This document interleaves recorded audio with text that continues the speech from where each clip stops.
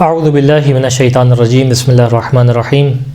قرآن کریم فرقان حمید کی 30ویں پارے کی مختصر سورہ کی مختصر شرح جو ہے وہ آپ کے سامنے پیش کرنے کا سلسلہ جاری ہے، اور اسی میں سورہ مبارکہ قریش جو قرآن کی مختصر ترین 4 آیتوں پہ یہ سورہ مشتمل ہے، 106 جو ہے وہ اس کا نشان ہے۔ اس سے پہلے کہ سورہ کے مطالب کے اوپر گفتگو کریں، اس سورہ کے پڑھنے کا ثواب کیا ہے اور دنیاوی اعتبار سے اس کے کیا فوائد ہیں جو روایات کے اندر دکھائی دیتے ہیں۔ چھٹے امام سے روایت ہے، امام جعفر صادق علیہ السلام بیان کرتے ہیں کہ من اکثر من قراءات لإلاف قریش، کہ جس نے سورہ مبارکہ قریش کی تلاوت کو زیادہ کیا، یعنی زیادہ سے زیادہ اس کی تلاوت کی، 1 دفعہ نہیں 2 دفعہ نہیں بلکہ کثرت کے ساتھ اس کی تلاوت کی، بعثہ اللہ یوم القیامہ علی مرکب من مراکب الجنہ، جب قیامت کے دن اللہ اس کو مبعوث کرے گا، اللہ اس کو قبر سے اٹھائے گا، تو اس موقع پہ اس کے لیے ایک سواری کا گویا انتظام کیا جائے گا۔ اور یہ کون سی سواری ہوگی؟ من مراکب الجنہ، جو جنت کی سواریوں میں سے ایک سواری ہوگی۔ یہ جو ہے گویا اس کو سروس خدا دے رہا ہوگا اس انداز سے، یعنی بڑی ایک نعمت کی بات ہے۔ حتی یقعد علی مواعد النور یوم القیامہ، یہاں تک کہ یہ نور کی مسندوں میں سے ایک مسند کے اوپر بیٹھے گا اور جو ہے اس انداز سے پروٹوکول کے ساتھ جنت میں جائے گا۔ چھوٹی سی سورہ ہے لیکن اتنا بڑا عظیم فائدہ۔ پھر ایک اور جو فائدہ اس کا ہمیں روایات کے اندر دکھائی دیتا ہے وہ یہ ہے کہ سورہ مبارکہ قریش وہ سورہ ہے کہ جو انسان کے اگر کھانے پہ پڑھ کے اس کھانے کو تناول کرے تو یہ کھانا جو ہے وہ اس کے لیے اس کی برائیاں ختم ہو جائیں گی کھانے کی، اور اچھائیاں جو ہے اس تک پہنچیں گی۔ البتہ اس قسم کی روایات کا مطلب یہ نہیں ہوتا کہ انسان جو ہے وہ ڈائبٹیز کا مثال کے طور پہ مریض ہے، شوگر کا، اور جو ہے وہ گلاب جامن پہ جو ہے اس انداز سے یہ سورہ پڑھ کے کھا لے۔ اس کا مطلب یہ نہیں ہے، یعنی اس کا مطلب یہ ہے کہ انسان صحیح ہے، ایک حد تک جو ہے وہ اس کی برائیوں کو ختم کرے گی۔ انسان جو میڈیکلی اعتبار سے جو ریکمنڈیشنز ہیں اس کو ایسا نہیں ہے چھوڑے انسان کی بد احتیاطی کرے، لیکن بالآخر ایک حد تک اس کا ایک سورہ کا اثر ہوگا، اس کھانے کی برائیوں کو انسان اگر احتیاط کے ساتھ کھا رہا ہے تو ساتھ میں خاص طور پہ اس کی برائیاں دور ہو جائیں گی۔ روایت رسول خدا صلی اللہ علیہ وآلہ وسلم سے کہ من قرأها علی طعام لم یر فیہ سوءا ابدا، کہ جو کھانے کے اوپر پڑھ کے اس کو کھانے کو کھائے تو اس کھانے کے اندر جو ہے برائی کو نہیں دیکھے گا اور برائی نہیں پائے گا۔ آغاز ہوتا ہے سورہ کا لی ایلاف قریش، ایلاف یم رحلۃ الشتاء والصیف، جیسا کہ سورہ کے نام سے واضح ہے اس کے اندر جو ہے قریش کے بارے میں بات کی جا رہی ہے، اور قریش کے کس بارے میں؟ قریش کے اوپر جو خدا نے نعمت نازل کی اس کے بارے میں خدا بات کر رہا ہے۔ لیکن وہ کون سی نعمت ہے، وہ کون سا فعل تھا، یہ سورہ کے اندر بیان نہیں کیا۔ یہ تو بیان کیا کہ ایک فعل انجام دیا قریش کی راحت کے لیے، لیکن وہ کون سا فعل ہے وہ بیان نہیں کیا۔ لہٰذا یہ وہ سورہ ہے کہ جو بہت زیادہ کنیکٹڈ ہے سورہ مبارکہ فیل کے ساتھ۔ اسی وجہ سے مفسرین میں ایک بحث ہے، اور وہ یہ کہ یہ اور سورہ فیل ایک سورہ ہیں یا 2 الگ سورہ ہیں، کیونکہ لفظی طور پہ بھی اور معنوی طور پہ بھی بہت زیادہ کنیکٹڈ ہے سورہ مبارکہ فیل کے ساتھ۔ اور وہ کیسے بیان کرتے ہیں آپ کے سامنے؟ لی ایلافی قریش، ہم نے ایک فعل انجام دیا، وہ فعل کیا ہے وہ بیان نہیں کیا۔ یہ سب کس لیے تھا؟ قریش کی راحت کے لیے، قریش کی الفت کے لیے سرزمین مکہ سے۔ یہ سرزمین مکہ سے یہ مفسرین نے بیان کیا، آیت کے اندر نہیں ہے۔ لیکن ایک چیز ہے جو قریش کی آسانی کے لیے ہے، وہ چیز کیا ہے؟ وہ چیز آیت کے اندر بیان نہیں ہوئی، پوری سورہ کے اندر بیان نہیں ہوئی۔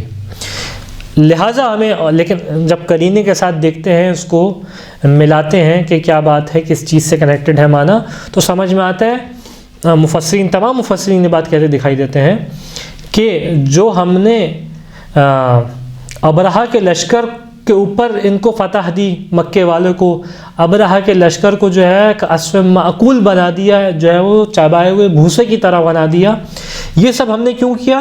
لے ایلافی قریش، تاکہ قریش کے لیے جو ہے وہ باعث الفت بن سکے یہ سرزمین۔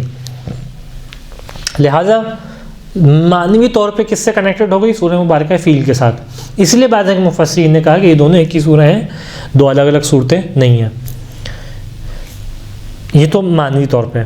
لفظی طور پہ کیسے کنیکٹڈ ہے؟ تو ہمیں بہت ساری صورتوں میں معنوی طور پہ کنیکشن دکھائی دیتا ہے، لیکن اس کی وجہ سے کبھی یہ بحث نہیں ہوتی کہ یہ جو ہے وہ ایک سورہ ہے یا دو صورتیں ہیں، لیکن یہاں پہ لفظی طور پہ بھی کنیکٹڈ ہے. اور وہ کیسے کہ آغاز ہو رہا ہے لی ایلافی، لام ہے سب سے پہلے، لام جارہ جس کو نحو میں کہا جاتا ہے، یعنی جو بیسیکلی کسی چیز کی علت بیان کرتا ہے، کسی چیز کی ریزننگ بیان کرتا ہے. مثال کے طور پہ انسان کہے میں نے دوا کھائی تاکہ مجھے شفا ملے، یہ جو تاکہ کا معنی ہے عربی کے اندر لام کے ذریعے سے لایا جاتا ہے، تو یہ لام کا جو ہے اس طریقے سے معنی ہے. اب یہ وہ کون سی چیز ہے، یعنی لام کنیکٹ ہوتا ہے جس کو کہتا ہے عربی کے اندر متعلق ہے، ہر حرف جارہ کا ایک متعلق ہوتا ہے جو کنیکٹ ہوتا ہے کسی اور لفظ سے. تو یہ لام کس سے کنیکٹ ہو رہا ہے، یہ لام کا متعلق کیا ہے، سورہ کے اندر موجود نہیں ہے. تو یہاں پہ مفسرین بیان کرتے دکھائی دیتے ہیں کہ وہ جو سورہ فیل کے اندر بیان کیا کہ فَجَعَلَهُمْ كَعَصْفٍ مَأْكُولٍ، ہم نے جو ہے ان کو بھوسے کی طرح بنا دیا اور جو ہے اس کے اوپر ابابیل کو بھیجا، یہ لام اس سورہ کے ان الفاظ سے متعلق ہے. لہٰذا یہاں پہ بحث چڑھ گئی کہ یہ ایک سورہ ہے یا دو صورتیں. اور اسی بنا پہ ہمیں جو ہے وہ بعض ایک مجتہدین کے فتاوے بھی اس انداز سے دکھائی دیتے ہیں کہ انسان جب نماز میں اس سورہ کو پڑھے، سورہ فیل کو، تو سورہ قریش کو پڑھے، سورہ قریش کو پڑھے تو سورہ فیل کو پڑھے. یعنی یہ پیئر ہیں جو سورہ نماز کے ساتھ پڑھی جائیں گی. یہاں تک آیت اللہ ثانی کا بھی فتویٰ نہیں ہے، لیکن احتیاط واجب جو ہے نا اس انداز سے لگائی ہے کہ اگر انسان نماز میں سورہ فیل پڑھے تو سورہ قریش بھی پڑھے، اور سورہ قریش پڑھے تو دونوں مل کے ایک سورہ شمار کی جائیں گی. خلاصہ کہ اس کے اندر بات کی جا رہی ہے قریش کے اوپر ایک رحمت اور ایک نعمت خدا نے نازل کی. اس کو کیوں نازل کیا، اس کا مقصد کیا تھا اس نیکی کا قریش کے ساتھ، لِإِيلَافِ قریش، تاکہ قریش کو جو ہے وہ الفت اور محبت پیدا، ایلاف کا مطلب ہے الفت اور جو ہے وہ محبت اور ایک لگاؤ پیدا ہونا. اچھا، یہ لگاؤ کس سے پیدا ہوا، سرزمین مکہ سے، کیونکہ جو قریش کا مرکز تھا. اب سورہ فیل میں جب ابرہہ کے اوپر یہ لشکر آیا تو اس کے ذریعے سے قریش کا لگاؤ کیسے پیدا ہوا، کیونکہ انسان اس زمین پہ رہتا ہے جس زمین پہ امن ہو. قریش سرزمینی مکہ پہ کیوں رہ رہے تھے، اس وجہ سے سرزمین مکہ پہ رہ رہے تھے کیونکہ امن و امان کی جگہ تھی. یہاں پہ بیت خدا موجود تھا، خانہ کعبہ موجود تھا. اگر اس زمین پہ آ کے ابرہہ ان کے گھر کو برباد کر دیتا، خدا کے گھر کو ڈھا دیتا، اس زمین کا امن ختم کر دیتا، تو پھر یہ زمین جو ہے قریش کے رہنے کے لائق نہیں بچتی اور قریش اس زمین سے اٹھ کے جو ہے وہ چلے جاتے. لہٰذا خدا نے ابرہہ سے ان کو بچایا تاکہ اس زمین سے ان کی محبت، اس زمین سے ان کا لگاؤ باقی رہے اور اس زمین پہ یہ باقی رہیں اس انداز سے. اور یہ خدا نے ان کے اوپر جو ہے وہ ان کو بے گھر ہونے سے بچا لیا. اس انداز سے خدا نے جو ہے وہ ان کو سرزمین مکہ سے بے گھر ہونے سے بچائے رکھا. یہاں پہ ایک سوال پیدا ہوتا ہے کہ جو کہ ایک تاریخی معلومات ہے وہ ہے کہ قریش کو قریش کہنے کی وجہ کیا ہے. حالانکہ یہ قبیلہ جو ہے وہ ولد النضر کا ہے، نضر ابن کنانہ، جو کہ قریش کے جد اعلیٰ تھے، رسول خدا کے اجداد میں سے تھے، ان کی نسل سے قبیلہ چلا. تو اس کو قریش کہنے کی وجہ کیا ہے. تو یہاں پہ جو ہے مختلف وجوہات ہیں جو مفسرین مختلف بیان کرتے دکھائی دیتے ہیں قریش کو قریش کہنے کی وجہ. پہلی ایک جو ابن عباس سے نقل کی گئی، جب آپ سے سوال پوچھا گیا کہ قریش لما سمیت قریش قریشہ، قریش کو قریش کیوں کہا گیا، تو بیان کیا کیوں کہا کہ قریش جو ہے وہ ایک مچھلی کا نام ہے جو سمندر کے اندر ہے، اور یہ جو ہے وہ بہت بڑی مچھلی ہے، من اعظم دوابہ، یہ جو ہے وہ بڑی ترین مچھلیوں میں سے ایک مچھلی ہے کہ لا تمر من شیء، کسی بھی چھوٹی شے کے پاس سے نہیں گزرتی الا یہ کہ اس کو کھا لے. کیونکہ قریش بہت بڑا قبیلہ تھا اور یہ اپنے اس بڑے قبیل ہونے کا غلط استعمال بھی اٹھاتے تھے، غلط فائدہ بھی اٹھاتے تھے، اور کمزوروں کو جو ہے وہ بعض اوقات ان سے مس یوز بھی کرتے تھے، ان کا سامان لوٹ لیا، اس طریقے کے افعال بھی یہ انجام دیتے تھے. لہٰذا اس کو کیا کہا گیا، ان کو قریش کہا گیا. پہلا معنی. دوسرا معنی قریش کہنے کی بعض ایک نے وجہ یہ پیش کی کہ قریش کا ایک جو لغوی معنی جو بیان کیا گیا، ایک تو مچھلی جیسا پیش کیا، ایک معنی کیا ہے، کسب کرنا، چیزوں کو جو ہے وہ بیچنا، خریدنا. اب کیونکہ اب جیسے سورہ میں بھی آگے بیان کریں گے، کیونکہ قریش جو ہے وہ سرزمین مکہ پہ رہتے تھے اور مکہ کی زمین کے اندر زراعت نہیں ہوتی تھی، لہٰذا ان کا گزر بسر کیسے تھا، گزر بسر جو ہے وہ تجارت کے اوپر تھا. شام سے تجارت کرتے تھے، یمن سے تجارت کرتے تھے، اور تجارتی قافلے تھے جو قریش کے مکے سے کبھی شام جاتے تھے، کبھی یمن جاتے تھے، کہ جس کی بیسس پہ ان کا جو ہے وہ گزر بسر ہوتا تھا۔ تیسری وجہ جو پیش کی قریش کو قریش کہنے کی وہ یہ کہ قریش لغت میں اجتماع کو کہتے ہیں، یعنی منظم انداز سے کہیں بھی لوگ جمع ہوں تو اس کو کہتے ہیں قریش، کیونکہ بہت بڑا قبیلہ تھا مکے کے قبیلوں میں سے، اور بڑے ایک منظم انداز سے ان کی جو ہے وہ آپس میں ارتباط تھا، لہٰذا اس کو جو ہے وہ قریش کہا گیا۔ اب سوال یہ کہ پہلی آیت کیا، لِإِلَافِ قریش، ہم نے یہ فعل انجام کیوں دیا؟ تاکہ قریش کی الفت کے لیے، قریش کے لگاؤ کے لیے۔ مفسرین نے بیان کیا کس چیز سے لگاؤ؟ سرزمین مکہ سے لگاؤ۔ پھر إِلَافِهِمْ رِحْلَةَ الشِّتَاءِ وَالصَّيْفِ، اور خاص طور پہ لگاؤ کب ہو؟ کہ جب یہ گرمی اور سردی کا سفر کریں۔ یہاں پہ جو ہے وہ مفسرین بیان کرتے دکھائی دیتے ہیں کہ قریش سال میں 2 سفر کرتے تھے، کیونکہ زمین مکہ جو تھی وہ اس لائق نہیں تھی کہ وہاں پہ جو ہے وہ کھیتی باڑی اگ سکے اور ان کا گزر بسر صرف سرزمین مکہ سے ہو سکے، لہذا سال میں ان کو 2 سفر کرنے پڑتے تھے۔ ایک سفر گرمی میں ہوتا تھا اور ایک سفر جو ہے وہ سردیوں میں کرتے تھے۔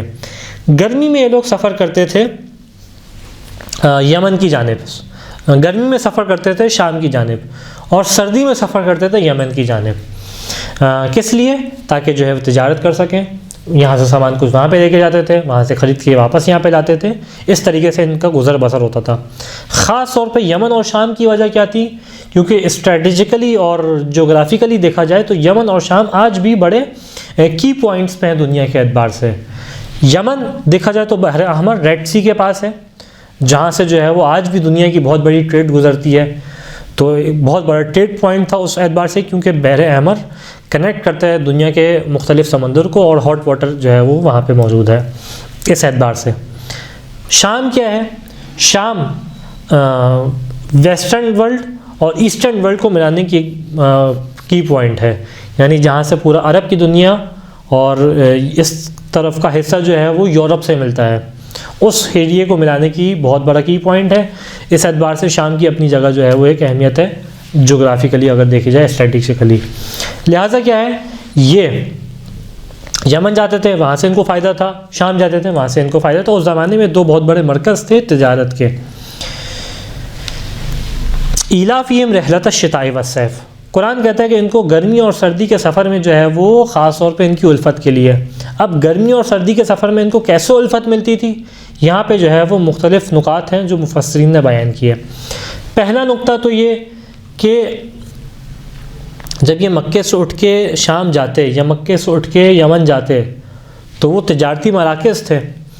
جو تجارتی مراکز ہیں وہ ایک پوائنٹ آف اٹریکشن ہوتا ہے باقی لوگوں کے لیے، جس طریقے سے پاکستان میں شہر کراچی ہے، یہاں سے ایک تجارت ہوتی ہے، تو لہٰذا پورے پاکستان کی جو ہے وہ پوائنٹ آف اٹریکشن ہے، اس اعتبار سے لوگ آنا چاہتے ہیں یہاں پہ، کیونکہ بزنس کے مواقع زیادہ ہیں، اس قسم کی چیزیں زیادہ ہیں۔ تو یہ کیا تھے، یہ جب شام جاتے تو بالآخر ان کے دل میں بھی یہ خیال ہے کہ ہم وہاں پہ رک جائیں، تو خدا نے کیا کیا، مکے کے نظام کو باقی رکھا، تاکہ ایسا نہ ہو کہ اگر مکے کا نظام جو ہے وہ درہم برہم ہو جائے تو اس سے یہ لوگ جب شام جائیں تو شام میں ہی رک جائیں، ان سفر کے درمیان الفت باقی رہے کہ اس سے مکے اور مدینہ سے۔ ایک معنی یہ پیش کیا۔ دوسرا ایک معنی جو اس کی آیت کے ذیل میں پیش کیا کہ ابرہہ کے لشکر کی وجہ سے جب یہ بات ہے، کیونکہ ابرہہ بہت بڑا جو ہے وہ بہت طاقتور آدمی تھا اور اپنے زمانے میں بہت قدرت رکھتا تھا، جب اس کی وجہ سے اس کا لشکر جو ہے وہ زمیں بوس ہو گیا اور اس طریقے سے بھوسا بن گیا، اور اس کے اتنے بڑے بڑے ہاتھی جو عرب کے لیے ویسے ہی ایک نئی چیز تھی، ہاتھی جو ہے وہ عرب میں معروف نہیں تھا، گھوڑے کی سواری معروف تھی، لیکن بالکل ایک نئی قسم کی چیز ہاتھی لے کے آیا تھا۔ تو اس ہاتھی کی سواری کی وجہ سے جب یہ قصہ اس طریقے سے معروف ہوا کہ اصحاب فیل کے ساتھ کیا ہوا، تو خود بخود اس مکے کی عظمت بڑھ گئی لوگوں کی نگاہ میں، اور ان کی ویلیو جو ہے وہ بڑھ گئی مکے والوں کی، کیونکہ کعبے کے متعلق واقعہ تھا، تو جو کعبے کے متولی تھے ان کی خود بخود عزت بڑھ گئی، اور کعبے کے متولی قریش تھے۔ اب لہٰذا جب بھی یہ گرمی اور سردی کے سفروں پہ شام میں جاتے تو وہاں پہ ان کو ایک الگ سے رسپیکٹ ملتی، ایک الگ سے عزت ملتی کہ بھائی کون یہ کعبے والے ہیں، کعبہ کون، کہ جہاں پہ ابرہہ کا لشکر جو ہے تباہ و برباد ہوا تھا۔ لہٰذا کیا دکھائی دیتا ہے کہ اس ابرہہ کے اوپر عذاب کی وجہ سے ان کو گرمی اور سردی کے سفر میں خاص طور پہ الفت اور راحت ملی، کس اعتبار سے کہ جب یہ سفر پہ جاتے تو ان کو عزت ملتی۔ یہ دو وجوہات ہیں جو مفسرین نے پیش کی، کس طریقے سے ان کو گرمی اور سردی کے سفر میں آسانی ہوئی۔ پس اب قریش کا کام کیا ہے؟ یہ تو خدا کی نعمت ہو گئی ان کے اوپر، اب قریش کیا کریں؟ فَلْيَعْبُدُوا رَبَّ هَذَا الْبَيْتِ، کہ جس گھر کے متولی ہیں، جس گھر سے ان کو عزت مل رہی ہے، جس گھر سے جو ہے وہ ان کے اوپر برکتیں نازل ہو رہی ہیں، فَلْيَعْبُدُوا رَبَّ هَذَا الْبَيْتِ، اس گھر کے رب کی عبادت کریں۔ یہ کون ہے؟ کہ الَّذِي أَطْعَمَهُم مِّن جُوعٍ وَآمَنَهُم مِّن خَوْفٍ، کہ جس نے ان کو دو نعمتیں خدا ذکر کی، اطعمہم من جوع، بھوک و پیاس سے جو ہے وہ محفوظ رکھا اور کھانا دیا بھوک میں، وآمنہم من خوف، اور خوف سے جو ہے وہ امان میں دیا، یعنی اس وجہ سے ان کا تجارت کا سلسلہ بھی باقی رہا، اور اسی وجہ سے یہ خوف سے امان میں آئے۔ یعنی ابرہہ جو اتنا بڑا لشکر لے کے آیا تھا، پورے مکہ کی آبادی کو تباہ و برباد کر دیتا، ان کے پاس کوئی طاقت نہیں تھی، لیکن وہ خدا تھا کہ جس نے ابابیل کو بھیجا، وہ خدا تھا جس کی سبب سے جو ہے وہ یہ لوگ امن و امان کے اندر آئے۔ خدا بند متعال سے دعا ہے کہ اس سورہ کے مطالب پہ ہمیں عمل کرنے کی توفیق عطا فرما، وآخر الدعوانا ان الحمد للہ رب العالمین۔